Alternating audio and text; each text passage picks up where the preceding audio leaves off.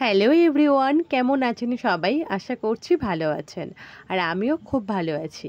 আজ আমি আপনাদের সামনে নিয়ে এসেছি একদমই অন্যরকম একটা ভিডিও। এতক্ষণেই হয়তো আপনারা দেখেই বুঝতে পেরেছেন যে আমি আজকে কি করতে চলেছি। হ্যাঁ, এটা হচ্ছে সেই ভাইরাল তেল যেটা সবাই হয়তো ব্যবহার করে ফেলেছে, শুধুমাত্র আমিই বাকি ছিলাম। তাই ভাবলাম আমি কেন বাদ থাকি, এই তেলটা একবার তৈরি করে ব্যবহার করে দেখি যে এটার গুণাগুণ ঠিক কতটা। তো সেই জন্যই আমি আজকে চলে এসেছি এই তেলটা বানাতে। তো দেখতেই পাচ্ছেন এখানে আমি একটা বোতল নিয়ে নিয়েছি নারকেল তেলের। এর মধ্যে আমি দিয়ে দিচ্ছি কালো জিরে আর দিয়েছি মেথি। অবশ্যই সব কিছু পরিমাণ বুঝেই দিতে হবে। আমি তো এখানে ১ বোতল নারকেল তেল নিয়েছি, ওই জন্য সব কিছু অনেকটাই পরিমাণে অল্প অল্প রয়েছে।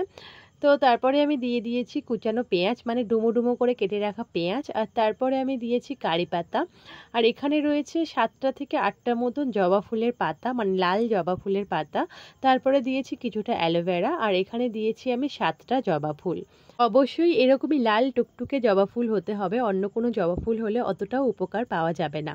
এখানে আমি একসঙ্গেই সমস্ত কিছু তেলের মধ্যে দিয়ে ওভেনে বসিয়ে দিয়েছি। একদম লো আঁচে আমি এটাকে আস্তে আস্তে করে ফোটাচ্ছি। যখন দেখবেন যে এগুলো একদম ভাজা ভাজা হয়ে এসেছে, তখন ঠান্ডা করে নিয়ে আমরা ঠিক এই রকমই কাঁচের একটা বয়ামে ছাঁকনির সাহায্যে ছেঁকে পরিষ্কারভাবে রেখে দেব।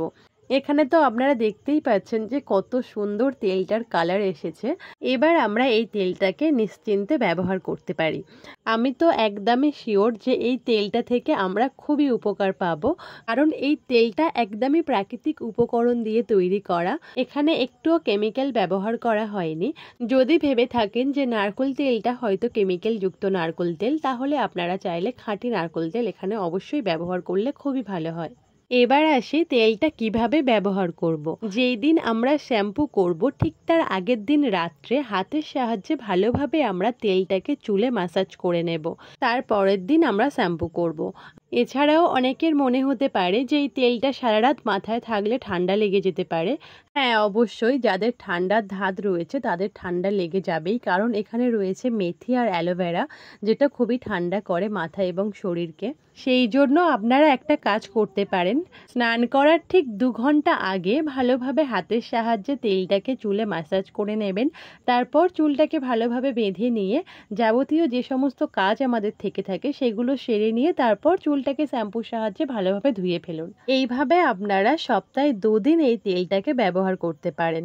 আমি তো বানিয়েই ফেললাম, আর অবশ্যই ব্যবহার করে আপনাদেরকে জানাবো যে এই তেলটা ব্যবহার করার পর আমার কী কী উপকারিতা হয়েছে। তো চলুন তাহলে আজকের ভিডিওটা এখানেই শেষ করছি। সবাই ভালো থাকবেন, সুস্থ থাকবেন। টাটা।